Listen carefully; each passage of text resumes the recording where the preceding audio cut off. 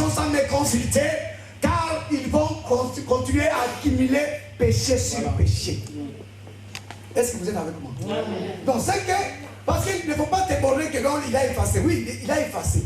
Mais il te demande la vie de sainteté, de sanctification. Jour après jour, tu dois vivre dans l'intégrité du cœur. Si toi tu fais un pied dedans, un pied dehors, le diable va toujours t'accuser chaque jour. Parce que cette tendance a été effacée une seule fois sur la page du calvaire. Mais il a dit, mais voici, je toque, quiconque entendra ma voix et m'accueillera, je me viendrai, je m'accélérerai. Alléluia.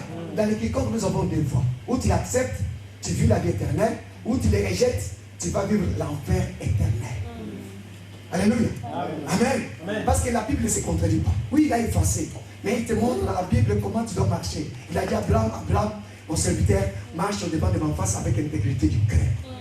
Et c'est ainsi qu'Abraham a eu Isaac.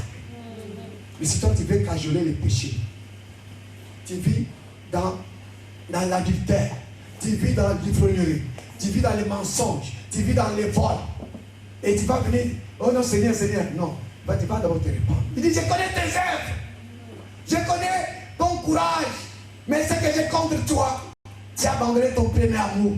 Souviens-toi d'où tu es tombé, répands-toi. Sinon, je vais prendre mon chandelier. Mais si tu prends les chandeliers, tu vas rentrer encore dans les cortèges des morts. La veuve de Naïm. Est-ce que vous êtes avec moi? Et quand les deux cortèges se sont rencontrés, alléluia. Oh, la Bible dit il appelle à l'existence les choses inexistables. Cet garçon, je disais qu'on l'a mené pour l'enterrer précocement. Personne dans cette foule, dans ce cortège de pleurs, ne pouvait jamais s'entendre que cet enfant peut revenir à la vie. Personne. C'est de la même façon les gens qui t'ont aussi condamné, les gens qui ont parlé mal de toi, qui t'ont déjà mis dans les cercueils, ils ont débraché tous les appareils. Ils sont sur d'eux-mêmes. Mais le Seigneur va les pousser à faire une erreur monumentale, qui vont regretter toute leur vie. Accepte seulement d'être rejeté. Mais seulement contenté par si vite. Et quand le Seigneur, le cortège dans la vie est arrivé, il leur a dit une chose, arrêtez-vous, ne pleurez point. Il dit ce soir à une personne. Peut-être avant de venir ici, tu étais dans la douche, tu as commencé à pleurer. Les larmes se sont fondues avec les notes de la douche. Tu pleures parce que ta situation ne marche pas. Tu as pleuré. Il te dit ce soir, ne pleure plus. Parce que tu ne seras pas enterré si tôt. Je vous parle d'un Dieu réel. Un Dieu, ce n'est pas une utopie. Ce n'est pas une légende, il parle. Un Dieu qui a créé le ciel et la terre. Un Dieu qui appelle les choses, c'est ça, inexistence. Quelqu'un qui est mort. Il était devant la tombe de Lazare. Oh, alléluia. Lazare s'est enterré précipitamment. Est-ce que vous êtes avec moi? Parce qu'on a envoyé, il n'y avait pas de GSM, ni de Facebook, ni de Twitter, il n'y en avait pas. Mais le message était arrivé. Il dit à ses disciples, notre bien-aimé Lazare dort. Parce que devant lui, la mort est appelée le sommeil. La mort, la maladie, il appelle la maladie la guérison. Il appelle les séquelles le mariage. Le chômage, le travail. La stérilité, la fécondité. Ah, c'était une des restaurations. On dit Amen. Un amen fort.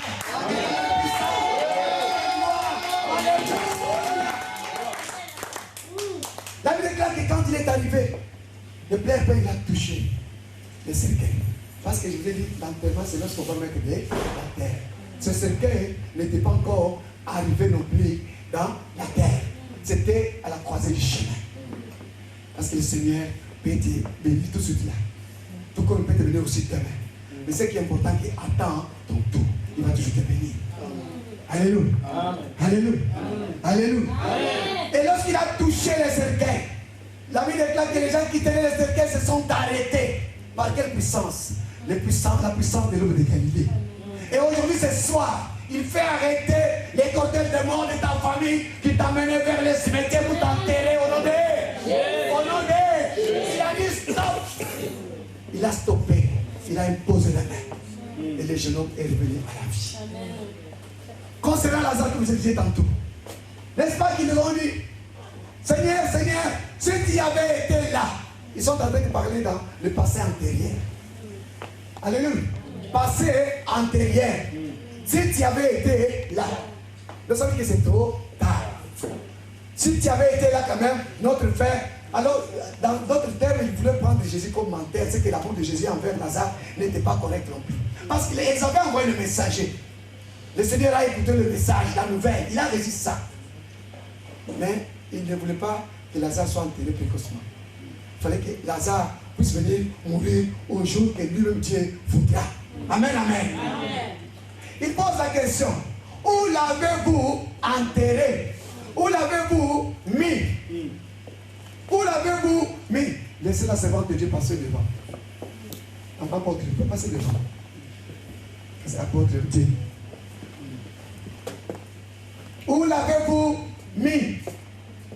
Non, Seigneur, il sort déjà. N'est-ce pas que les corps qu'ils ont jetés, je vous ai dit à l'introduction, ils ont montré l'amour véritable de leur frère. Ils voulaient l'enterrer avec utilité, n'est-ce pas? Ils voulaient l'enterrer avec utilité. Mais quand les Moabites sont arrivés, au lieu de les déposer en dignité, ils ont jeté ses corps. Et maintenant, Marthe dit à Jésus, Seigneur, si tu avais été là, mais où l'avez-vous mis? Mais Seigneur, il sent déjà, est-ce que c'est ton problème? Est-ce que c'est ton problème? Jésus a posé une question, c'est comme cet homme qui était devant la piscine de Bethesda. Il dit, qu'est-ce que tu veux la guérison? Oh Seigneur, je n'ai personne.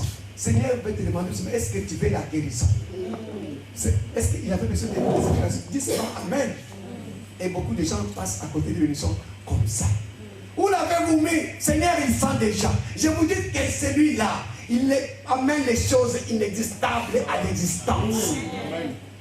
Il savait qu'il était là pendant 4 jours. Il était en décomposition totale. Mais sa propre sœur a dit que Lazare sent mauvais. Bien aimé, celui qui t'a dit qu'il t'aimait, demain il va sentir qu'il sent mauvais. Amen. Alléluia. Amen. Mais combien? Entre à la maison, mais vous partagez la même chambre, le même lit. Non, je ne peux pas entrer, la constaté, il est là. Oh, mais c'était pour les meilleurs et pour les pires. Mais l'autre est parti, mais entre la chambre, parce que c'est sombre, il tient peur. Mais où est parti là-bas? Jésus a dit, mais va. Je n'ai pas dit que si tu crois, tu verras la gloire de Dieu. Mais le problème avec nous chrétiens, c'est dans la croyance. La foi, c'est quoi? C'est tout simplement la confiance en Dieu. C'est tout. La confiance, quand tu vas assurer ta voiture, est-ce que tu te poses la question que je vais faire l'accident demain? C'est ça la foi. C'est une ferme assurance. Tu vas assurer la voiture, tu ne vas jamais penser dans tes idées que tu fasses l'accident. Et quand tu feras même bientôt l'accident, tu vas commencer à remplir des paperasses. Est-ce que tu avais tort ou bien tu avais raison? Même si tu avais raison d'assurer depuis tes dollars. Et pourtant, chaque mois, tu paies l'argent. Alléluia. Mais l'assurance, moi, je suis en train de vous parler. Cette assurance est au-delà de l'assurance en union. Amen. Est-ce qu'on fait? On t'avait remboursé la Mercedes. Tu avais pris l'assurance, n'est-ce pas? Mais je vous parle d'une assurance exceptionnelle. Amen. Et quand il t'aime le vrai. Parce que son amour est en 4 dimensions. Un amour en profondeur, un amour en hauteur, un amour en longueur, un amour en largeur. Et même si tu es comment, tu as été sale, rejeté, son bras peut te tirer de là, il te l'amène auprès de lui. Même si tu étais dans un puits le plus profond. Oh! Amen. Vous savez, vous vous rappelez l'autre fois, j'ai parlé de votre témoignage, n'est-ce pas? Regardez cette évangile de Dieu. Et puis vous, même si je fais quelqu'un comme ça, il peut commencer à parler de ma vie. J'ai commencé à prier quand ils avaient ouvert une église. Alléluia. Amen. Amen. Amen. Elle connaît ma vie de A à Z. De A à Z. Même le bébé qui est là, il est assis. Papa Pierrot, le grand frère de l'évangéliste, il connaît ma vie de A à Z. Et donc, quand il me voit comme ça, en train de parler de la part de cet homme-là, c'est pour dire que ce qu'il a fait dans ma vie, il est capable. Amen. Je vous parle qu'il est le restaurateur. Amen. On peut restaurer que ce qui est abîmé. Alléluia. On peut te réaccepter parce que ses corps étaient rejetés, mais le cadavre est allé tomber, toucher les ossements d'Élysée. Il a repris vie. Il a repris vie. Et ce soir, tous les toi qui étaient dans les cercueils là, de la veuve de Naïm, a repris aussi vie. Tout au nom de Jésus-Christ. Amen. Et si tu dis un amen avec espérance, ça va t'arriver. Et si tu dis un amen pour me flatter, ça c'est ton problème. Tu dis un amen avec fermeté. Parce que c'est une ferme assurance. J'ai toujours donné l'exemple, c'est comme quelqu'un qui envoie un Western Union à quelqu'un en Afrique. Ton frère peut aller là, emprunter le foufou avant d'avoir touché l'argent. Alléluia. Oui, parce que ma soeur a envoyé les codes. J'ai les codes de 10 chiffres. J'ai les codes de 10 chiffres. J'ai les codes. Et quand il a les codes, il peut déjà emprunter avant que l'argent tombe dans ses mains. Parce qu'il il est sûr que ma patience en Europe ne peut jamais me mentir. Mais un jour, papa, tu peux aussi manquer, tu le mens aussi. Parce que tu es une personne. Mais mon Jésus ne ment jamais. Il n'est pas un fils de l'homme pour se repentir, ni un homme pour changer de langage. Il est le même Dieu hier, aujourd'hui et éternellement. Et il sera Dieu. Amen. Il sera Dieu. Il était Dieu. Aujourd'hui aussi, il est Dieu. Il ne change pas. Et quand il a touché le cercueil, l'enfant qui était au-dedans a repris vie. Et ce soir, le Seigneur est en train de toucher aussi ta vie. Il est en train de toucher ta vie. Et tout ce qui était mort, tout ce qui était amené en précipitation vers les cimetières, a repris vie ce soir au nom de Jésus-Christ. Il a repris vie au nom de Jésus-Christ.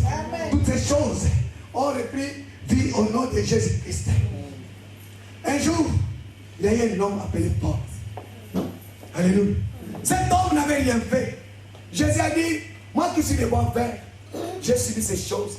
Mais à combien plus forte raison pour que tu les vois secs? Mais tout ce que tu subis aujourd'hui, à ce jour, c'est à cause de la connaissance de cet homme.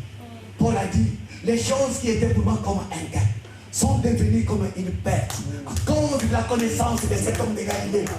Les choses, moi je vendais la drogue, je voyais que la drogue c'était une bonne vie pour moi, je me faisais de l'argent. Mais aujourd'hui je vois que c'était pour moi une perte. C'est ce que ça veut dire le verset. Tu étais peut-être dans la gare du Nord, tu étais dans les vitrines, tu prenais de l'argent, tu avais beaucoup d'argent. Tu étais dans le monde, tu faisais, je ne sais pas ce que tu faisais. C'était pour toi un bon gain. Mais à la connaissance de Jésus-Christ, la Bible déclare, les pauvres deviennent riches et les faibles deviennent forts. C'est ça ce qu'on appelle appeler à la distance les choses inexistantes. Et il dit un mot, la chose s'accomplit. Et ce soir, il a accompli quelque chose. Il a dit à Habakkuk, grave la prophétie sur les pierres. Pourquoi? Pourquoi il n'a pas dit qu'on puisse graver sur les feuilles? Pourquoi il a dit? Et la Bible, vous savez, ça dit quoi? On peut graver sur les pierres ou sur le métal. Alléluia. Mais le métal peut se fondre avec la lumière. Oh my God. Le métal peut se fondre avec la chaleur du feu. Parce que l'or, c'est un métal, lorsqu'il est fondu dans les creuset, il fond, il devient liquide. Mais s'il devient liquide, les écrits vont partir. C'est comme les écrits qui étaient sur la croix de Jésus. Jésus, roi des Juifs, avec la couronne, on a accompli la parole. Alléluia. Et maintenant, il dit, et gravez cela pour qu'elle soit lise couramment. Qui vont lire ça couramment? Les ennemis. Les gens qui tombent dans la tombe. Les gens qui ont précipité ta mort, qui veulent t'enterrer précipitamment. Ils doivent lire cela. C'est pourquoi la Bible dit, il te dresse une table en face de mes adversaires. Prie pour que tes adversaires ne meurent pas. Parce qu'ils vont voir la gloire de Dieu. Grave, quand c'est une prophétie dont le temps est déjà fixé, mais qui tend vers son accomplissement. Alléluia. Le temps est, je vous ai dit que Dieu a donné des limites à la mer. La mer peut avoir une inondation. Ça peut déborder. Mais quand la pluie termine, même quand il y a les déluges, n'est-ce pas que la colombe était revenue avec un feuillage au bec? Est-ce que vous êtes avec moi? Hein? Donc, l'eau avait repris le niveau normal. Il avait repris le niveau normal. Et c'est comme ça que Dieu fait ces choses. Et ce Dieu-là, quand il veut agir dans ta vie, il le fait. Quand il veut, comme il veut. Et maintenant, il dit que quand c'est une prophétie dont l'état est déjà fixé, qui t'en fait quoi? Son accomplissement. Mais si elle tarde, il y a les étapes. Il dit d'abord graver. Même s'il y a le feu, la pierre ne peut pas se consumer par l'épée. Parce que ce qui est écrit sur la pierre, cette pierre qui représente l'homme de Galilée, rien ne peut le passer. Il a déclaré que tu seras la tête et non la queue. Tu seras le premier, non les derniers. Tu seras riche et non pauvre. Alléluia. C'est ça qu'il va sur la pierre, parce que c'est lui-même qui a écrit. Et il sait, il dit que ça tend vers l'accomplissement. Ça tendre vers. Donc ça va pour. Donc ça fait une progression. Alléluia. Ça progresse. David a dit, David n'a pas dit que quand je suis dans l'ombre de la vallée. Non, il dit quand je marche. Alléluia. David dit quand je marche dans la vallée de l'ombre de la mort. Pas quand je suis stationnaire. Quand tu marches, tu vas vers l'accomplissement. Et je vous ai dit que les épreuves sont les escaliers que Dieu utilise pour la gloire de ta réussite. Et quand tu marches, tu vas les difficultés. Dieu va t'amener d'un niveau à l'autre. Regarde depuis l'année passée. Si tu regardes l'année passée, cette année que tu vas avoir un grand changement dans ta vie. Amen. Même si toi tu ne sais pas de remarquer, les gens qui sont autour de toi, c'est tous tes ennemis, voient cela. Ils voient cela. Peut-être que toi tu ne sais pas te rendre compte. Et quand c'est temps est déjà limité, bien marqué. Maintenant, ça va s'accomplir. Et ça va s'accomplir. Tu vois, il a dit, ça va s'accomplir. C'est que ce n'est pas encore terminé. Alléluia. Quand on met une virgule, quand nous lisons la Bible, nous devons faire attention avec les virgules, les points virgules. Parce que ça donne un sens nouveau. Alléluia. Cela veut dire, maintenant, si maintenant ça va s'accomplir, et ça va s'accomplir certainement. Full stop. Alléluia. Donc là, c'est point final. Et le point final, c'est qu'il y a une seule personne qui le détient. Amen. Je disais qu'il y a une seule personne qui détient le point final de ta vie. Pas les sociétés de ton pays, pas les gens de ton village. Il dit que cet homme de Galilée que je te parle ce soir, il peut mettre le point final dans ta situation. Pas un homme, même pas moi. Je suis tout de même un canal de transmission. Voilà pourquoi il a dit, voici les miracles qui accompagneront ceux qui auront cru. Pas au nom du pasteur, pas au nom de l'apôtre, pas au nom du prophète, au nom de Jésus. Les miracles vont t'accompagner. Les miracles vont t'accompagner. Donc, mais peut-être que maintenant ta situation se trouve entre accomplissement et certainement. Est-ce que vous comprenez l'image là? Mais au début, tout est gravé. On a gravé pour que ça ne puisse pas se perdre. Quand tu seras béni, les ennemis vont lire ça, vont voir ça, ils vont palper. Ils vont voir cela. C'est pourquoi il a dit qu'il gravait ça. Parce que si le feu, s'il y a l'incendie, les papiers vont se consumer par le feu. Mais la pierre ne se consumera jamais. Why? Grève. Est-ce qu'on peut acclamer le Seigneur? Est-ce qu'on peut une grande acclamation? Et je parlais de cet homme appelé Paul, qui n'avait rien fait, qui a dit que les choses qui étaient sont devenues comme une perte à cause de la connaissance de Jésus-Christ.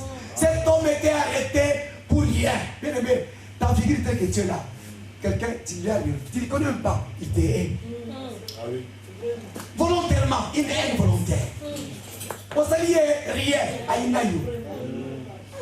Et il y a ce qui s'anime. Qu'est-ce que lui va montrer? Mais qu'est-ce que moi je t'ai fait? Ne mentez pas, si vite. Alléluia. Mais qu'est-ce que moi je t'ai fait? Il t'est pour rien, bénévolement.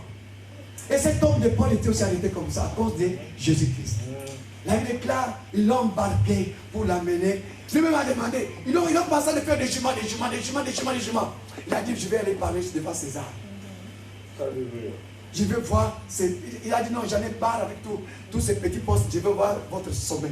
À Rome, je dois partir. Si moi je suis lié, mon évangile n'est pas lié. Parce que mon évangile ne repose pas sur les discours persuasifs, mais il repose sur la démonstration de la puissance de Dieu. Amen. Il a été embarqué. À un moment donné, il y a eu un naufrage. Bien aimé, peut-être dans ta vie, il y a eu un naufrage. Les bateaux tentaient de secouer. Alléluia. Mais ne crains rien. Ne crains rien. On ne tentait pas si vite. Et David déclare, il a dit à ces gens-là, arrêtons que l'hiver passe. Nous allons partir après l'hiver. Ils ont refusé. Ils sont allés, il y a eu un vent impétueux. À tel point qu'ils ont commencé à prendre la cargaison, les jeter à mer. Et le bateau s'est cassé, s'occuper. Il y avait plusieurs soldats. Alors ils ont dit, on va tirer tout le monde. Paul a dit non, personne ne fuira. Nous allons tous arriver à bord. Parce que toutes ces personnes-là, bien aimé, ce n'est pas pour eux que tu es dans le Seigneur. Tu es Moïse de ta famille. Tu es exceptionnel. Et regardez, la vie de toutes ces personnes-là dépendait de Paul. Tout le monde qui était dans les bateaux. Il a dit, ne tuez personne parce que personne ne fuira. Nous tous nous allons arriver. Et pendant la nuit, l'ange de Dieu est venu leur révéler que personne ne mourra. Il est venu pour leur dire, ne craignez rien, nous allons arriver. Et ils ont construit dans une île qu'on appelle Malte. Alléluia. Et ils ont trouvé les gens qu'on appelle les barbares. Je vais continuer par là. Les barbares, ce sont tes ennemis. Ceux qui t'amènent rapidement dans la tombe et t'ont jeté, ne sachant pas que dans la tombe tu vas tomber, il y a l'onction spéciale de résurrection. Alléluia. Une onction spéciale de résurrection. Et maintenant, les barbares ont mis un feu. Ils ont aussi présenté l'amour. Bien aimé, vous voyez, depuis qu'on a commencé, le Seigneur m'a parlé de l'amour. Un amour avec intérêt. Un amour avec faille. Un amour d'hypocrisie. Un amour, la liste est exhaustive. Alléluia. Une liste exhaustive. Ces gens-ci ont montré aussi, ont manifesté l'amour. Ils ont allumé un feu parce qu'ils faisaient froid. La Bible déclare que Paul est allé chercher les moussailles pour mettre parce que le feu diminuait. Quel mal avait-il fait pour aller chercher le feu? Le bois. Il a pris parce que la Bible déclare dans le livre des Proverbes, par manque de bois, le feu s'éteint. Alléluia. Par manque de bois, le feu s'éteint. Alors il a vu que le feu commence à s'éteindre, il est allé chercher le bois. La Bible dit quand il a mené le bois, il met le bois sur le feu. Dans le bois, il y avait une vipère. Dites la vipère. La vipère. La vipère. La vipère. Vous voyez, écoutez, mais son nom est compliqué, la vipère. Donc c'est que la vipère est morte, spirituellement, spontanément, just now must die. Directement tu meurs. Et les gens pour qui il avait mené le bois, ils ont commencé à parler au-dedans d'eux. Cet homme vraiment, c'est un meurtrier. Parce qu'il a échappé à la mort de la tempête sur la mer. Maintenant, Dieu vient donner maintenant sa conclusion sur sa vie. Oh bien aimé, contendez pas si vite. Quand dis à ton voisin, ne demandez pas si vite. Parce que le temps n'est pas venu les rédempteurs, c'est celui qui a le point final de ta vie. Stop. Accepte que tu souffres, c'est bon que de toi, tant mieux, tant pis. Je m'en contrôle, je m'appelle tout ça, tout ça. Alléluia. Amen. Un passé est rentré en Égypte. Alléluia. Amen. La vipère, s'est attachée sur sa main. Et quand la vipère s'attache sur la main de quelqu'un, directement, elle éjecte des venin. Mais je connais un verset dans la Bible. Que même si j'ai pris des breuvages mortels, je ne mourrai pas. Voilà. Alléluia. Et Paul, pendant qu'il se moquait de Paul, Paul s'est souvenu de ce verset-là. Bien aimé, quand on l'a mené par le diable, il a dit, il est écrit. Dieu de toi, il a dit, il est écrit. Bien aimé, nous devons, je vous ai dit tout à l'heure que Moïse était assis sur la pierre. La pierre, assis-toi sur la pierre angulaire. Et ils ont dit, la déclare, ils attendaient, ils voulaient le tuer précocement. Parce que je veux dire que la mort, on peut te tuer, c'est dans l'esprit. Quelqu'un qui te déteste, comment est-ce qu'on peut arriver à mettre du poison à quelqu'un? D'abord, ça commence dans le cœur, dans la haine. Alléluia. Ça commence par dans le cœur, la haine. D'abord, ils détestent, c'est normal. Le détestement commence à changer en haine, en colère. La colère devient haine. Et quand tu arrives au niveau, à l'étape de la haine, donc tu n'existes plus. Il voit maintenant quoi? Ton cercueil. Il t'a enterré précocement. Il t'a enterré si vite. Mais ce que tu vas changer. Ne m'enterre pas si vite. Et ils ont enterré Paul. Ils ont dit parce qu'ils attendaient, parce que le temps de la morsure de la vipère. Bien aimé, la Bible dit ceci. Ils ont entendu longtemps. Ils attendaient pour le tuer, pour l'enterrer. Ils attendirent longtemps. Les barbares entendirent longtemps. Et l'homme de Dieu, qu'est-ce qu'il a fait? Il a secoué. Oh, aujourd'hui tu vas secouer tous tes ennemis. Oh, tu vas secouer ces gens, tous tes ennemis, tu les enterrer vite. Ces gens-là, tu vas les enterrer. Tu vas secouer. Et lorsqu'il a tué, il a secoué. Et écoutez, ça c'est une version qui vient de venir directement du ciel. Ça m'a fait aussi la première fois avec ensemble. Le fait qu'ils étaient en train de s'échauffer, c'était le fait qu'ils avaient allumé, n'est-ce pas? Alléluia. Mais il y avait père qui voulait faire enterrer Pierre et Paul. Maintenant, quand Paul est venu avec les bas qui étaient avec ses mains, Les ossements d'Élisée avaient l'onction. Les rois aussi que Paul avait l'onction. Cela veut dire que le fait a changé. C'était devenu le fait dévorant. Alléluia. Oh, j'ai vu les 3 hommes qui étaient dans la fournaise à table. David déclare que la fournaise était chauffée cette fois que d'habitude. Et quand ils ont jeté, le roi est venu. Il a posé la question. Les gens qui sont venus jeter ces 3 garçons, liés du côté avec les amis, ont été consumés par le feu.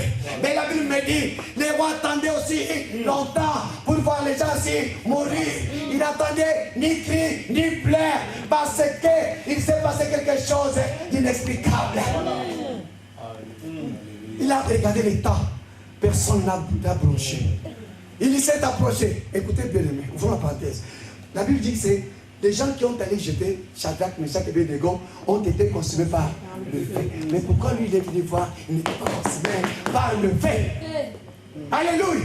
Tes ennemis vont voir ta bénédiction face à face. Il va permettre qu'ils voient cela. Yes. Le feu a été anéanti. La flamme du feu a été anéantie par le Seigneur pour qu'il puisse voir la réalité des choses. Amen. Et quand il a vu, il est rentré avec la joie. Oh non, il a posé la question. N'avons-nous pas jeté 3 personnes dans la fournaise? Oui, roi, vis éternellement. Mais qu'est-ce que moi je suis en train de voir? Eh, je vois la 4e personne. Oh, il disait, il voit la 4e personne, bien aimé. La 4e personne. La 4e personne avait une figure semblable à la figure des fils de Dieu. Comment avait-il su? Oh bien-aimé, tu marches avec la 4e personne. C'est pourquoi n'accepte jamais de t'enterrer si vite. N'accepte pas.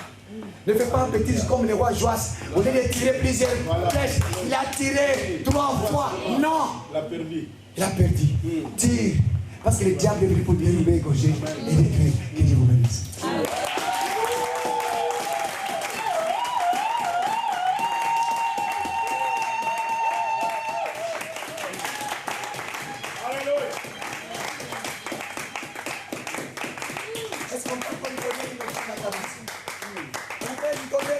D'acclamation.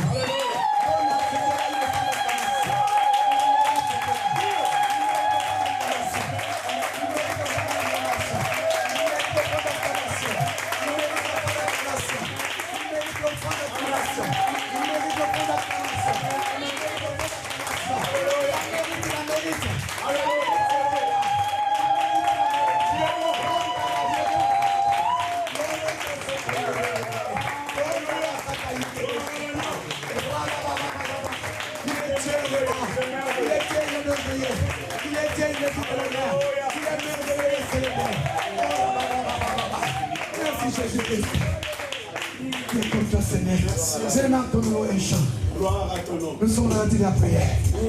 Je disais au commencement, il y a une personne qui a peut-être reçu ces nouvelles. C'est la 3e fois que je dis. Tu es mis dans un cercueil. Tu es au courant de cette situation que je parle. Tu es au courant, c'est dans l'Afrique. C'est en Afrique. Mais je te dis ce soir que le diable a commis une erreur. Il a commis une grosse bêtise ce soir. Parce qu'il est détecté. Les jours-là, il s'était infiltré parmi les anges de Dieu pour se présenter devant le trône de Dieu. Les anges n'avaient pas vu et les diables étaient infiltrés. Mais Dieu l'avait découvert. Et rien n'est impossible, rien n'est caché devant lui. Le Dieu de gloire et de miséricorde. Le Dieu de bonté. Alléluia. Merci Jésus-Christ. Merci mon Dieu.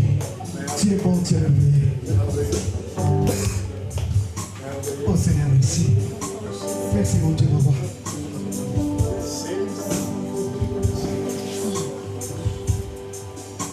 Il est roi.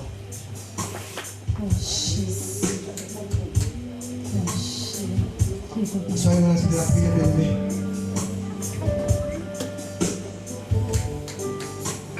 C'est un Dieu qui se manifeste. Il peut te bénir, te guérir, mais par la parole, par une touche spéciale, comme c'est avec la naissance. Concentre-toi maintenant parce que la visitation du Saint-Esprit te visite maintenant. La présence du Seigneur est au milieu de nous. Oh, Yawashika Baba. Rondo, il guérit toutes les maladies, c'est que tu peux primiter. Ronda Basaka Shaka. Agneau.